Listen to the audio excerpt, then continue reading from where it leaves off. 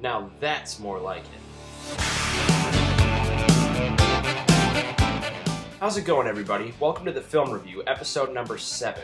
And the film I'm going to be reviewing for you guys today is Source Code.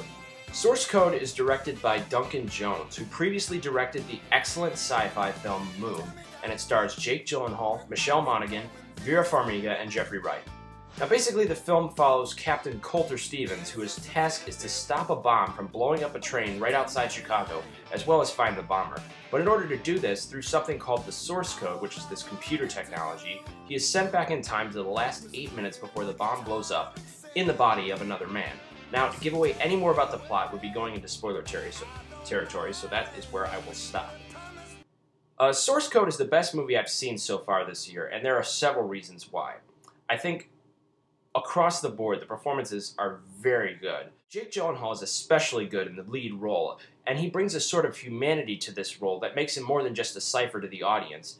And I think he's also supported here by some really good supporting work from Michelle Monaghan, Vera Farmiga, and Jeffrey Wright, who actually channels a little bit of William Shatner here, which it takes a little bit of getting used to, but it does work. I also think the script here is great, and it always keeps you guessing throughout the entire film. I mean, there was not a single point in this film where I actually knew what was going to happen next, or I could predict what was going to happen next, and I think that is a great job by the screenwriter, who I believe his name is Ben Ripley. So great script. And of course, Duncan Jones' direction here also works extremely well.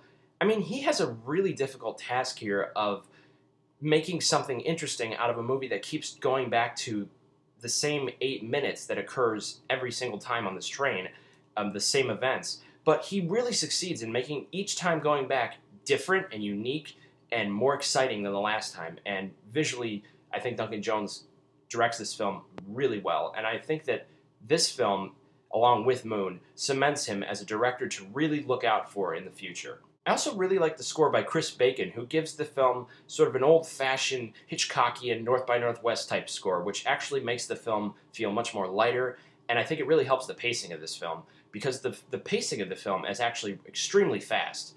The film's only 93 minutes, and it just zips along. There's not a dull point in the movie. I was also really surprised at how well the film works on an emotional level.